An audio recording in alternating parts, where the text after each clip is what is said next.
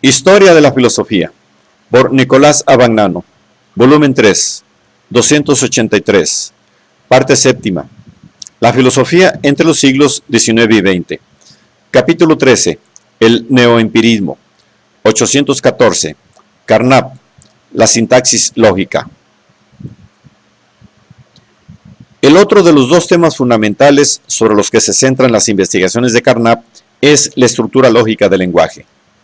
Desde un principio, como ya se ha visto, Carnap considera el lenguaje como un contexto de relaciones y no como un atomismo de proposiciones, según la perspectiva de Wittgenstein en el Tractatus. Asimismo, desde un principio reconoce el carácter arbitrario y convencional del sistema de relación, es decir, de la lógica, en que consiste el lenguaje. Estos temas encuentran su mejor exposición analítica en la obra La sintaxis lógica del lenguaje, publicada en 1934, y en edición inglesa en el año 1937. La tesis fundamental de la obra es la de la multiplicidad y relatividad de los lenguajes, que Carnap expresa bajo la forma del principio de tolerancia. No es nuestro propósito establecer prohibiciones, sino solamente llegar a convenciones. En lógica no hay moral. Cada uno puede construir como quiere su propia lógica, esto es, su forma de lenguaje. Si quiere discutir con nosotros, solo debe indicar cómo lo quiere hacer, dar reglas sintácticas, no argumentos filosóficos. Desde este punto de vista, no hay ningún lenguaje único ni privilegiado, pero existen, para cada lenguaje, reglas determinadas, propias de aquel lenguaje, y también hay reglas válidas para cualquier lenguaje. Estas reglas, y esta es la segunda tesis fundamental de la obra, son de naturaleza sintáctica, o sea, expresan simplemente la posibilidad de combinación de los términos lingüísticos de los enunciados y de los enunciados de las consecuencias.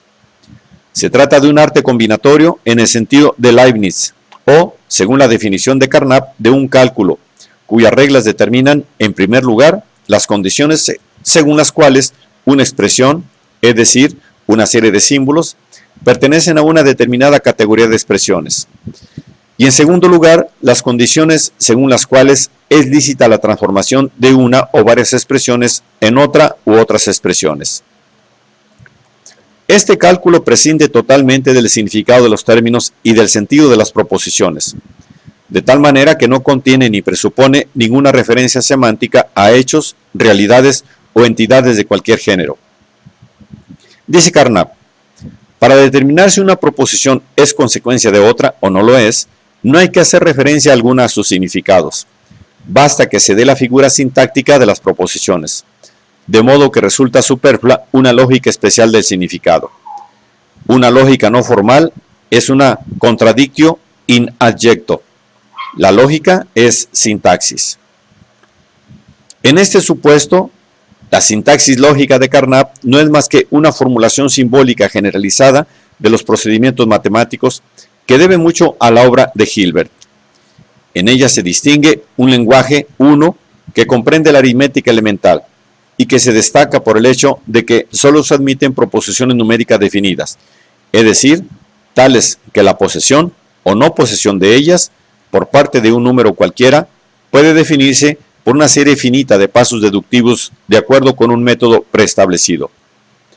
Un lenguaje 2 que comprende, además del 1, otros conceptos indefinidos y en el que puede expresarse la aritmética de los números reales, el análisis matemático y la teoría de conjuntos.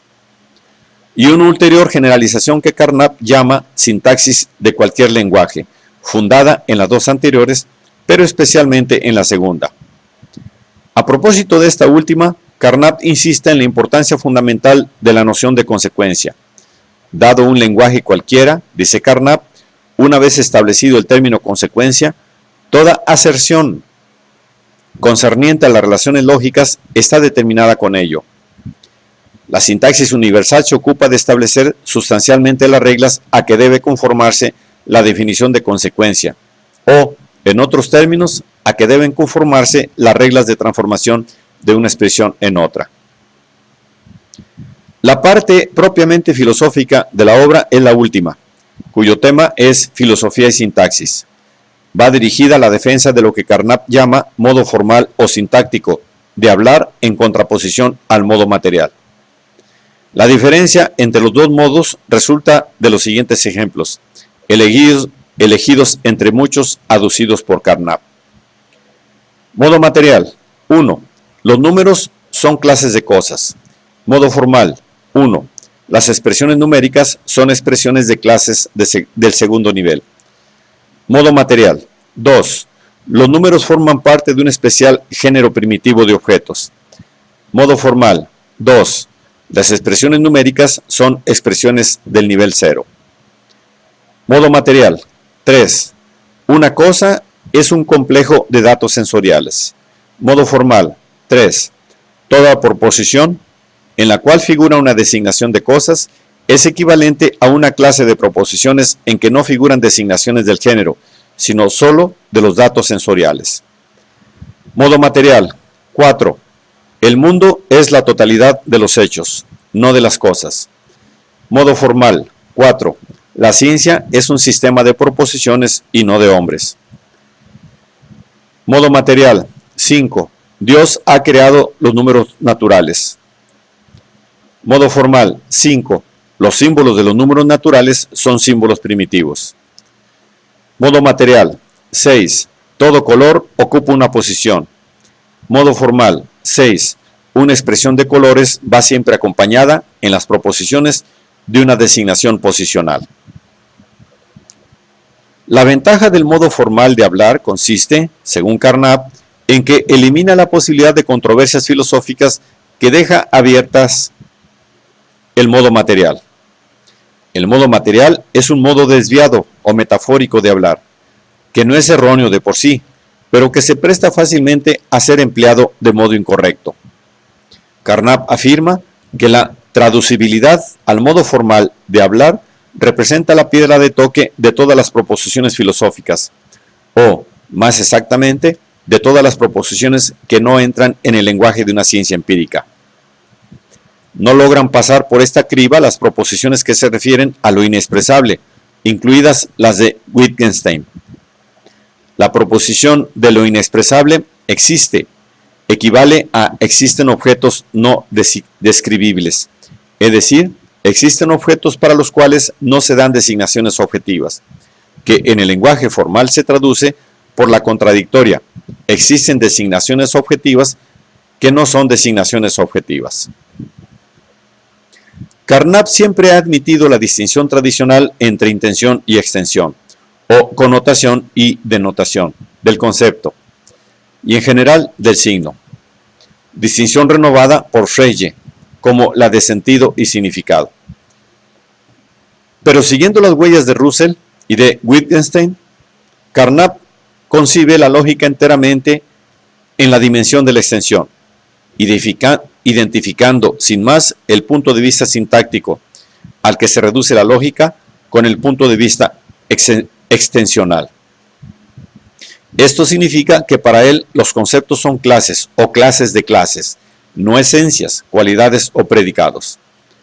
Por ejemplo, hombre significa la clase de los hombres, no la propiedad de ser hombre o animal racional o semejante. Sin embargo, Carnap no niega que existan proposiciones intencionales y que tales proposiciones tienen un significado en la lógica. Tales son las que parecen expresar una relación de inherencia del predicado al sujeto. Por ejemplo, los cuerpos son extensos o las modales. A es posible, A es imposible, A es necesario, A es contingente. No obstante, según Carnap, estas proposiciones pueden considerarse cuasi sintácticas, ya que son reducibles a enunciados sintácticos o extensionales, si se traducen del modo material de hablar al modo formal. Así, los cuerpos son pesados pasa a ser el enunciado los cuerpos son pesados es analítico, y los enunciados modales antes citados se transforman en los siguientes: A es posible, A es imposible, A es necesario, en los cuales A representa un enunciado. En los escritos posteriores, y sobre todo en el dedicado más específicamente a la lógica modal, significado y necesidad, 1947, confirma sustancialmente esta reducción, pero tomando como base el concepto de la necesidad lógica o analítica y definiendo los otros significados modales con relación a este. De modo que P es imposible significa no P es necesario. P es contingente significa P no es ni necesario ni imposible. P es posible significa P no es imposible. Sin embargo, en la última fase de su actividad, Carnap ha dirigido cada vez más su atención al aspecto semántico y pragmático del lenguaje, que, como ya se ha visto, lo excluía en un principio de la lógica, reducida a pura sintaxis, y ha dado, entre otros, un análisis pragmático del significado intencional, considerando como la intención de un predicado para un hablante X la condición general que un objeto debe satisfacer para que X aplique al mismo un predicado. Carnap subraya que con ello no se reduce la intención a un acontecimiento mental, porque la intención puede ser determinada por un robot igual que por un hombre. Estas investigaciones de Carnap se incluyen en las discusiones entre los neoempiristas sobre algunos temas fundamentales de lógica y de metodología, y se volverá sobre ellas a propósito de estas últimas.